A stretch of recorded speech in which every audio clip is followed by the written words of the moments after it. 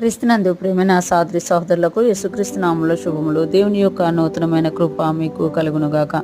ఈరోజు దేవుడు మనకిచ్చిన మాట అపొస్తలుల కార్యములు 17వ అధ్యాయము 6వ వచనం.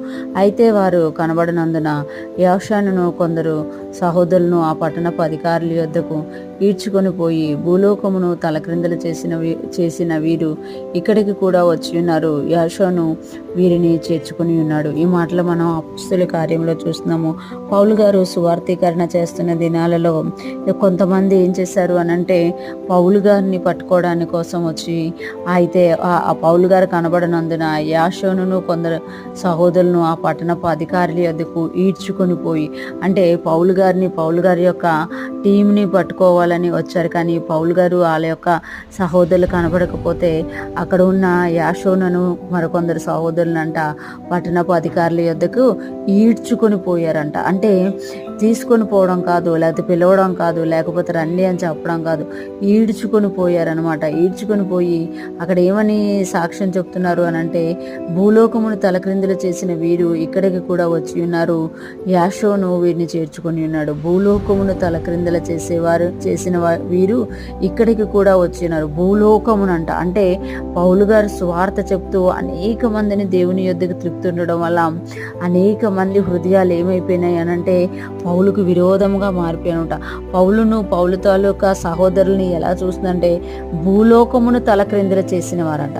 ఎంత గొప్ప మాట చూడండి. పౌలు గారు దేవుని సువార్త చెప్తూ వెళ్తూ ఉంటే భూలోకమే తలక్రిందులైతుందట. నిజానికి కూడా భూలోకంలో ఉన్న వాళ్ళందరూ కూడా తమ త్రోవలను చెరిపేసుకొని ఉన్నారు, తప్పు త్రోవలో వెళ్ళిపోతున్నారు.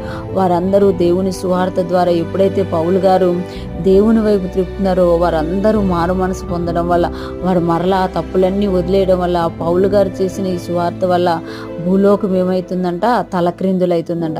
వారిని యాషోను చేర్చుకున్నారు అని చేర్చుకున్న వారిని తీసుకెళ్ళి అధికారుల యొద్ద నిలబెట్టారనమాట. అంటే ఎవరైతే దేవుని సువార్తకు సహాయం చేశారో వాళ్ళని తీసుకెళ్ళి అధికారుల యొద్ద నిలబెట్టారు. ఈరోజు ఫ్రెష్ మన్నా వింటున్న ప్రతి ఒక్కరూ జ్ఞాపకం చేసుకోవాలి.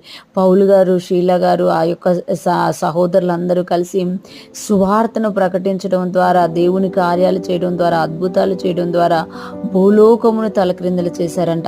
ఈరోజు మనం కూడా దేవుని సువార్త ప్రకటించడం ద్వారా, దేవుని అద్భుతాలు చేయడం ద్వారా, దేవుని కార్యాలు మనం చూపించినప్పుడు మనం కూడా భూలోకమును తలక్రిందులు చేసే వారముగా ఉంటామన్నమాట. మనం ఎక్కడికి వెళ్ళినా కూడా దేవుడు మనల్ని తప్పిస్తూ ఉంటాడు.